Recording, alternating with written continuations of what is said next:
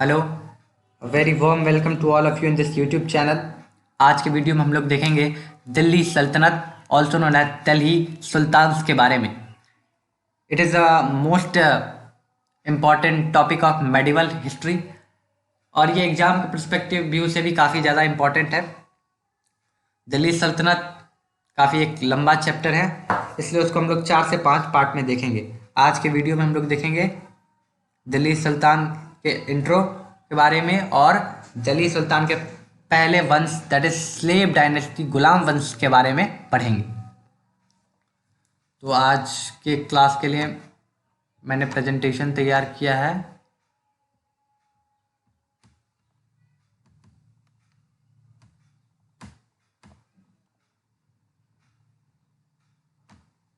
तो सबसे पहले जानते हैं दिल्ली सल्तनत के बारे में। The Delhi Sultanate was an Islamic empire based in Delhi that stretched over a large part of Indian subcontinent of 320 years. Delhi सल्तनत जो एक इस्लामिक एम्पायर है उसने दिल्ली के ऊपर करीब 320 साल तक राज किया। दिल्ली सल्तनत की शुरुआत होती है बैटल ऑफ तराइन के दूसरे युद्ध से और इसकी समाप्ति होती है पानीपत के पहले लड़ाई में। बैटल ऑफ तराइन जो कि एक गजनी के एक सुल्तान मोहम्मद गौरी द्वारा पृथ्वीराज चौहान के साथ लड़ा गया था। फर्स्ट बैटल ऑफ तराइन जो कि 1191 में लड़ा गया, उसमें मोहम्मद गौरी की हार हुई, लेकिन उसने फिर से 1192 में इंडिया पे अटैक किया और तराइन के दूसरे युद्ध में पृथ्वीराज चौहान को पराजित किया। उसके बाद वो अपना भारत का सारा कार्यभार अपने एक कमांडर कुतुबुद्दीन ऐबक को सौंप के वापस गजनी लौट गया। कुतुबुद्दीन ऐबक जिसने दास वंश की स्थापना की, that is also known as Mamluk dynasty और स्लेव डायनेस्टी। कहीं कहीं इसे गौरी साम्राज्य भी कहा जाता है।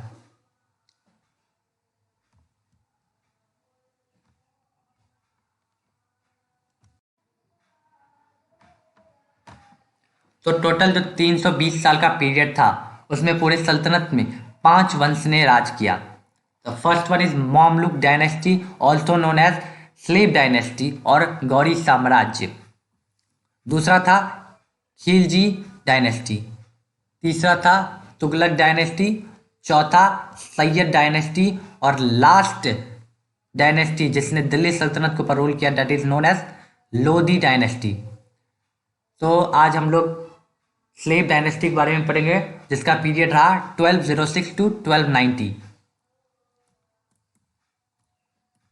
स्लेव डायनेस्टी के रूलर्स के बारे में यहाँ दिया हुआ है। तो फाउंडर ऑफ स्लेव डायनेस्टी तो थे वो कुतुबुद्दीन ऐबक जो 1206 से 1210 तक दिल्ली के ऊपर शासन किए थे। दूसरे Aram Shah the eldest son of Qutbuddin Aibak, Qutbuddin के ऐबक के सबसे बड़े बेटे। उनके बाद आए शमसुद्दीन इल्तुतमिश। शमसुद्दीन इल्तुतमिश जिन्होंने 1211 टू 1236 दिल्ली को ऊपर शासन किया। Son in law of Qutbuddin Aibak, son in law थे कुतुबुद्दीन ऐबक के और कुतुबुद्दीन ऐबक के स्लेव भी थे ये। देन उसके बाद Ruknuddin Firoz Shah son of Iltutmish, son of Iltutmish थे और इन्होंने कुछ महीनों तक बस दिल्ली के ऊपर शासन किया था। उसके बाद आई Razia Sultana, that is she is the daughter of Iltutmish and granddaughter of Qutbuddin Aibak. तो ये इल्तुतमिश की बेटी थी और कुतुबुद्दीन ऐबक की पोती थी। उनका शासनकाल रहा 1236 से 1240। उसके बाद आए मुइजुद्दीन बहरम, फिर आए अलाउद्दीन मसूद, फिर नसीरुद्दीन मोहम्मद और the most important ruler of Delhi slave dynasty that is Ghiyasuddin Balban. काफ़ी इंपॉर्टेंट रूलर रहे गयासुद्दीन बलबन। उसके बाद आया मुइजुद्दीन क्वैकाबाद, फिर कैमूर। तो स्लेव वंश में सिर्फ 4 इंपॉर्टेंट रूलर हैं, that is Qutbuddin Aibak, Shamsuddin Iltutmish, Razia Sultana and Ghiyasuddin Balban. Questions ज़्यादा इन्हीं चारों के पास से आते हैं, तो एक एक करके हम लोग आज सबके बारे में पढ़ेंगे। सबसे पहले कुतुबुद्दीन ऐबक, जिनका पीरियड रहा 1206 to 1210। Qutbuddin Aibak founded the slave dynasty, उन्होंने स्लेव डायनेस्टी की शुरुआत की जब मोहम्मद गौरी का डेथ हुआ। फिर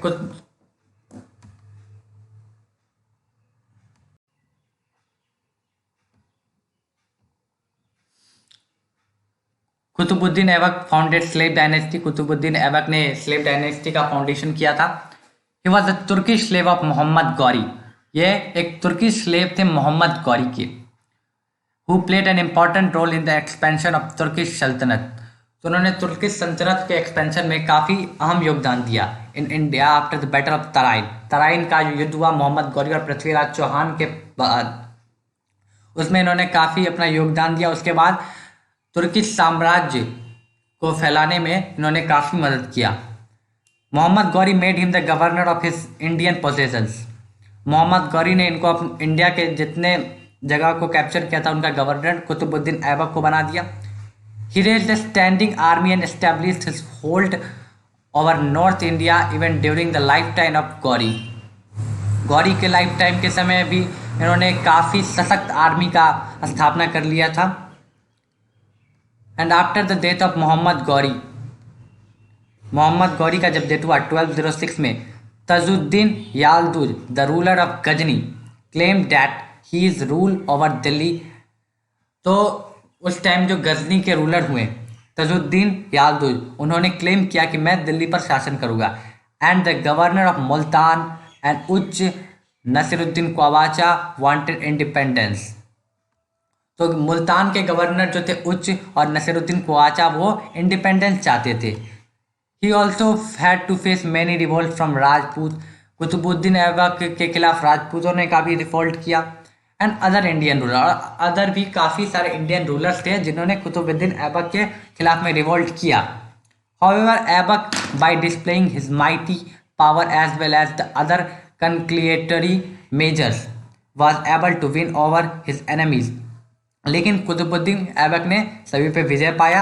He defeated Yalduz and severed all connection with Ghazni and thus he founded slave dynasty as well as the Delhi Sultanate। तो इन्होंने यालदूज को हराया और दिल्ली सल्तनत की स्थापना की।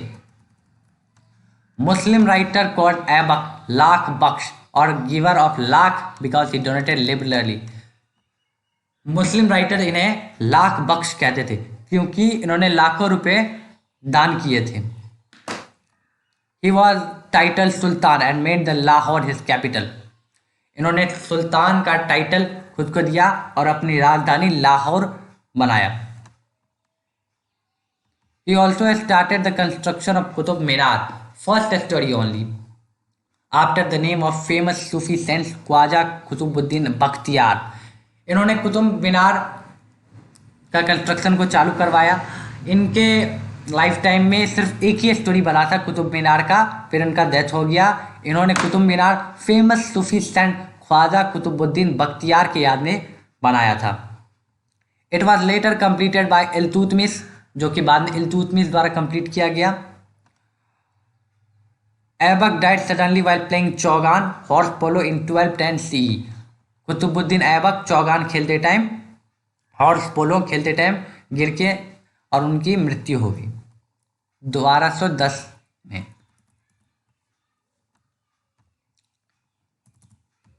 Iltutmish 1210 to 1236 CE।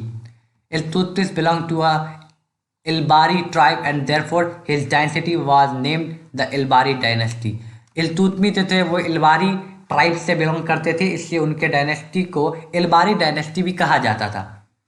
His half father sold him as a slave to Aibak, ये भी ऐबक के स्लेव थे, कुतुबुद्दीन ऐबक के स्लेव थे। Who made him his son-in-law by giving his daughter to him।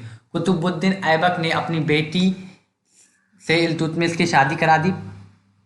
Letter Aibak appointed him the iqtadar of Gwalior, बाद में कुतुबुद्दीन ऐबक ने इनको ग्वालियर का इक्तादार बनाया। In 1211 CE Iltutmish dethroned Aram Shah and became the sultan. 1211 में इल्तुतमिश कुतुबुद्दीन ऐबक के बेटे आरम शाह को डिथ्रोन कर दिए और दिल्ली के नए सुल्तान बन गए। And the name of Shamsuddin, with the name of Shamsuddin, फिर उन्होंने अपने नाम में शमसुद्दीन लगा लिया। He is regarded as the real consolidator of Turkish rule in India. ऐसा माना जाता है कि ये रियल कंसोलिडेटर थे तुर्किश साम्राज्य के भारत में। During the first 10 years of his reign, he mostly concentrated on securing his throne from the rivals, the commander of Muhammad Ghori like Yalduj, Quabacha of Multan, and Ali Mardan of Bengal and Bihar rose against him. अपने कार्यकाल के 10 साल ये केवल अपने enemies से बचने में ही लगे रहे, जैसे कि मोहम्मद गौरी का कमांडर यालदूज, क्वाबाचा ऑफ मुल्तान, अली मर्दन और बिहार के भी कई सारे साम्राज्य जो कि इनके खिलाफ रिवोल्ट कर चुके थे, उनसे बचने में इन्होंने अपना 10 साल गंवाया।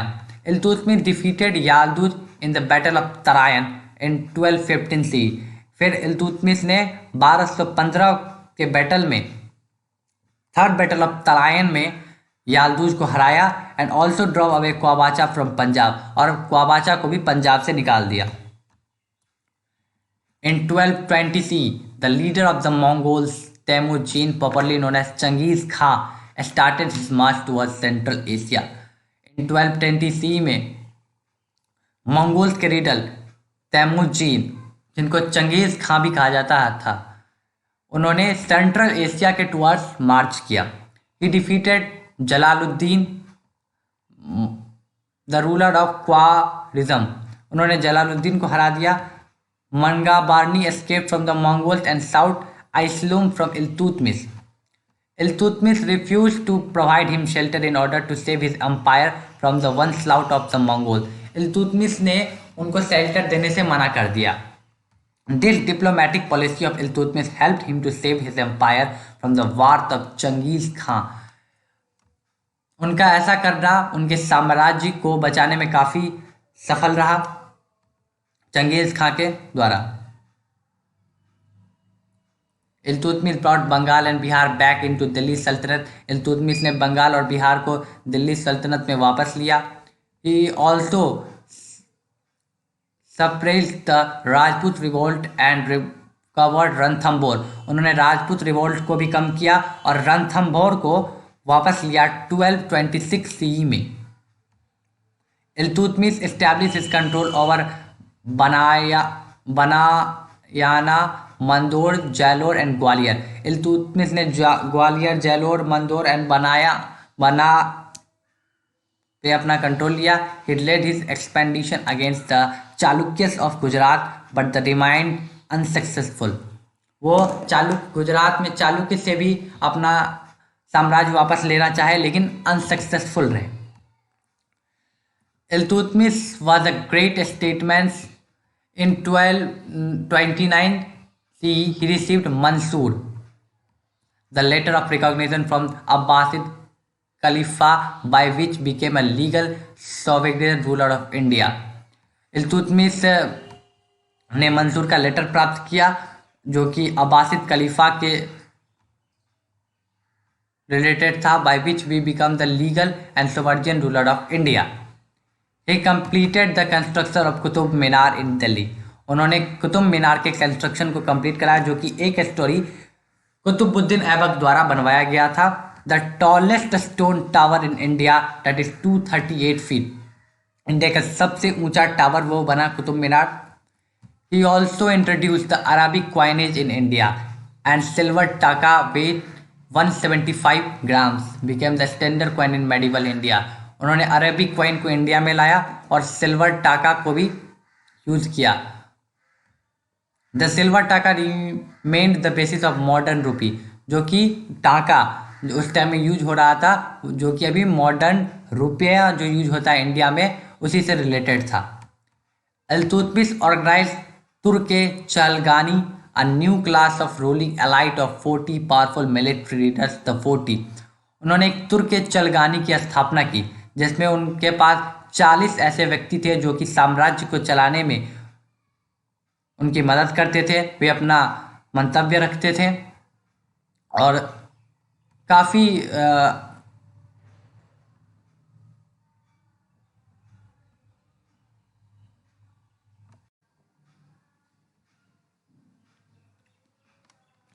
He patronized many scholars and a number of Sufi saints came to India during his reign. Minhaj us-Siraj, author of Tahaqat Nasuri, Taj-ud-Din, Muhammad Junaidi, Fakhrul Mulk-Islami, Malik Qutb-ud-Din Hasan were his contemporary scholars who added grandeur to his court. उन्होंने काफ़ी सारे scholars को अपने court में जगह दी, काफ़ी सारे सूफी cents को भी अपने कोर्ट में जगह दी. He nominated his daughter as his successor. वो चाहते थे कि उनकी बेटी रजिया सुल्तान अगली शासिका बने. Razia Sultan 1236 to 1239 CE.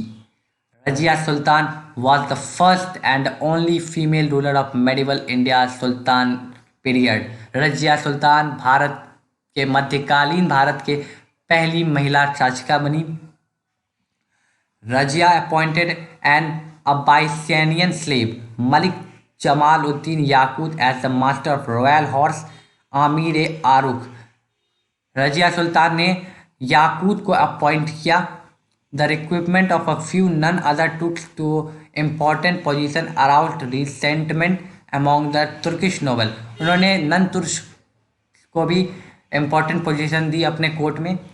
Razia Sultan discarded the female apparel and helped the court with her face uncovered, which further created resentment. She went hunting and led the army. Novels खुश नहीं थे कि रजिया सुल्तान बने शासिका, इसलिए नोबेल्स उनका हमेशा से विरोध करते रहे. इन 1240 Altunia the governor of Bathinda Sirhind revolted against her. 1240 में अल्तुनिया जो कि गवर्नर था भटिंडा का, उन्होंने रिवोल्ट कर दिया. Razia alongside Yakut march against Altunia. Razia और याकूत मिलके अल्तुनिया के खिलाफ मार्च किए, but on the way Turkish follower of Altunia murdered Yakut. एक अल्तुनिया का तुर्किश फॉलोवर उसने याकूत को मार दिया एंड टुक रजिया प्रिजनर, और रजिया सुल्ताना को जेल में बंद कर दिया. In the meantime the Turkish noble put Bahram another son Iltutmish on the throne. उस समय बहरम जो कि इल्तुतमिश का दूसरा बेटा था, वह गद्दी पे बैठा. However, Rajia won over her captor Altunia, and after marrying him, Rajia ने फिर अल्तुनिया से शादी कर ली and proceed to दिल्ली, और दिल्ली की तरफ बढ़ी. But she was defeated and killed on the way of Bahram Shah. लेकिन रास्ते में उनको बहरम शाह द्वारा मार दिया गया. Now Balban, also known as Ghiyasuddin Balban. Balban experience a reagent made him understand the problem of Delhi सल्तनत. बलबन ने दिल्ली सल्तनत की समस्याओं को समझा. He knew that real threat to the monarchy was from the nobles called the 40.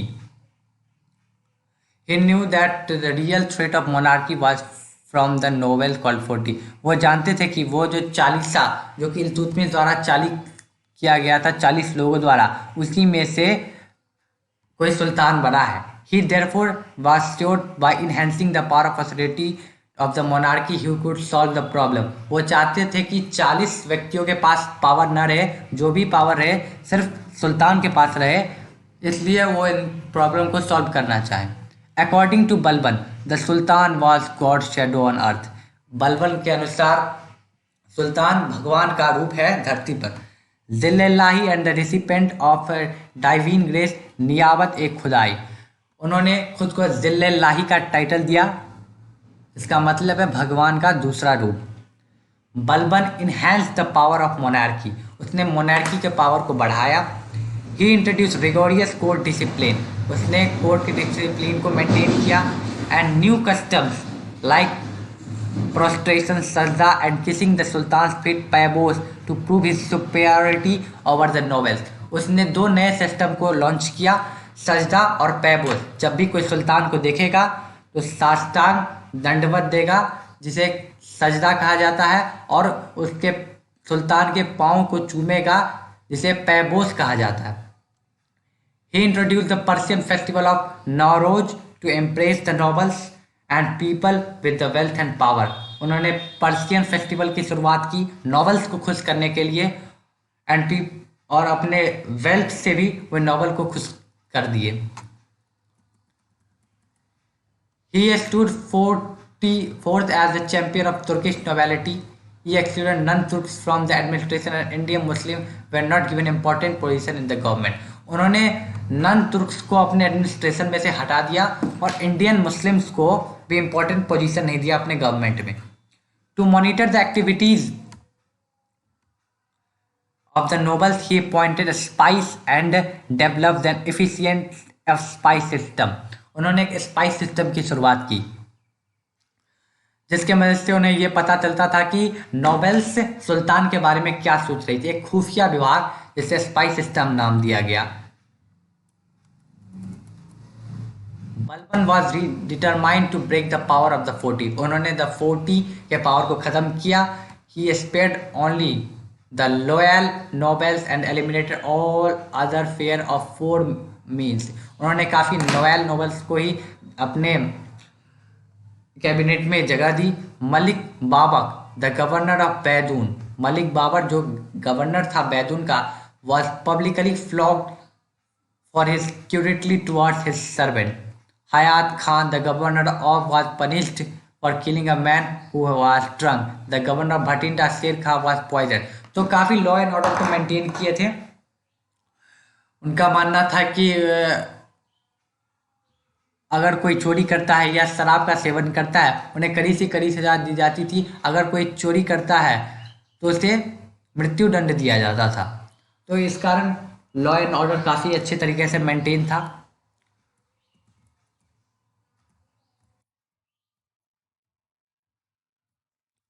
Balban had a deal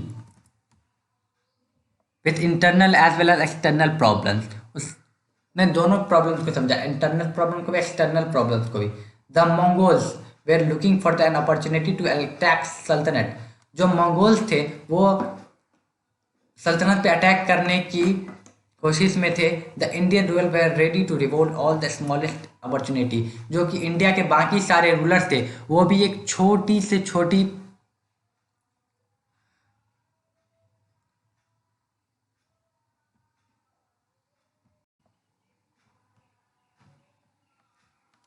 छोटे से छोटे मौके के तलाश में थे कि हम रिवोल्ट कर दें और बलबन को डिस्ट्रोन कर दें।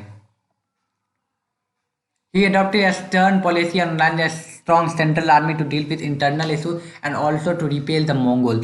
उसने एक स्ट्रॉन्ग आर्मी की स्थापना की जो कि इंटरनल अफेयर्स को काफ़ी अच्छे तरीके से डील करे।